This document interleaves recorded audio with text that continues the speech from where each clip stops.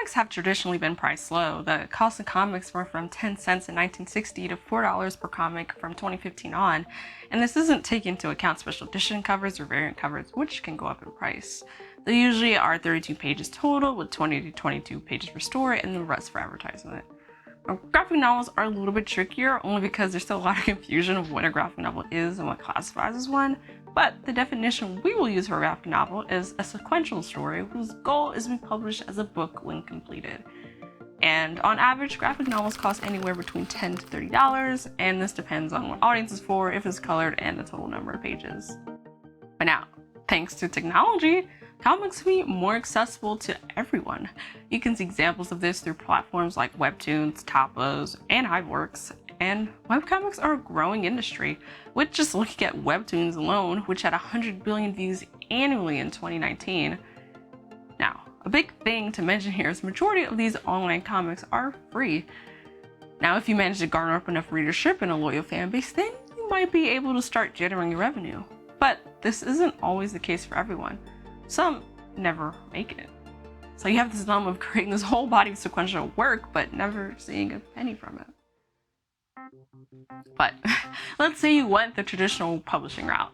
You have a comic idea you want to pitch to DC, Marvel, Image, or Dark Horse Comics, or a graphic novel you want to pitch to one of the big four. Get Penguin Random House, HarperCollins, Simon & Schuster, and Hachette Book Group. Let's also assume you have no agent and you're just going in there by yourself. The median price for a comic artist is $36,500. You'll also need to pay your own taxes because you're not an employee, you're a freelancer for the company.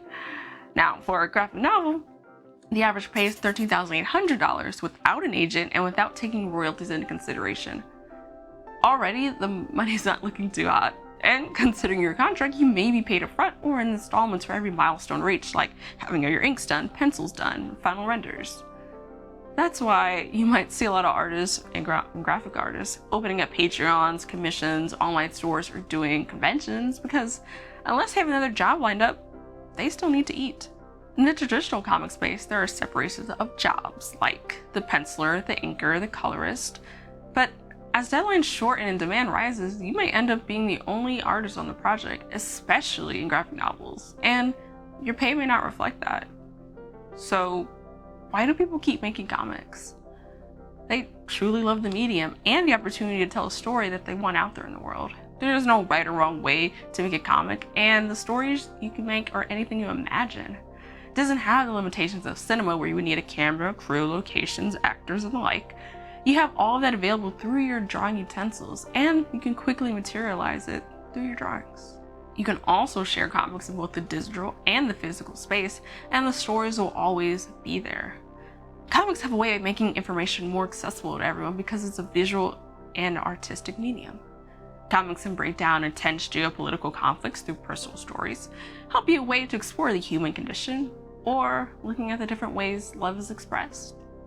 Plus, having a community of people who are invested in this medium and the different ways to express your story is insurmountable.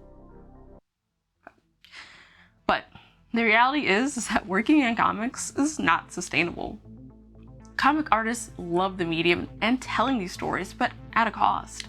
Some have carpal tunnel and wrist pain for drawing for long hours to meet deadlines, and many people underestimate just how grueling it is on the body to be in this medium, especially for long-term projects and stories. And coupled with the fact that the pay for doing this line of work, it isn't worth it.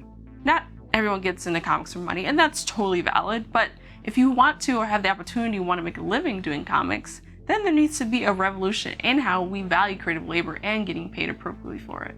For starters, we need more equitable pay for people in comics, more separation of jobs, especially for graphic novels, or pay to reflect the workload a person's doing, and less crunch time and more realistic deadlines for these projects. We need to focus on creating more union efforts for comic book artists, like Image Comics' recent unionization, started forth by its editors, marketing, and printing staff. And we have to start prioritizing people's well-being over profits and stop pushing people toward freelance self-employed work. It isn't for everyone, and that allows companies to take advantage of you because there's no collective bargaining when you're all alone. There needs to start being fair pay negotiations with artists and publishers, and especially for artists who don't have an agent. And we have to be more transparent with pay rates for comic projects and not keep them hidden. We have an example of an awesome resource like lightbox.info that have people anonymously share their pay for commercial art jobs. This is a great first step, but pay transparency needs to be the norm. Now, on the grander stage, we should be moving toward more worker-owned production houses and the weakening of big publishing conglomerates and have actual competition. We have to prioritize fighting and supporting better working conditions worldwide and not just in our backyard. There also needs to be an honest discussion on work conditions and work culture, because if no one knows how working in comics truly is, then how can we change anything without that basis? The labor laws also need to be revamped, and we deserve to have public officials in this country fighting for better working conditions on a state and federal level. There also needs to be a focus on retaining talent, paying them appropriately, and offering advancement. Now look, comics, people love them, but we have to ask ourselves, are we doing anything to make this industry more sustainable for the artists in it? Or are we just happy whenever another issue comes out?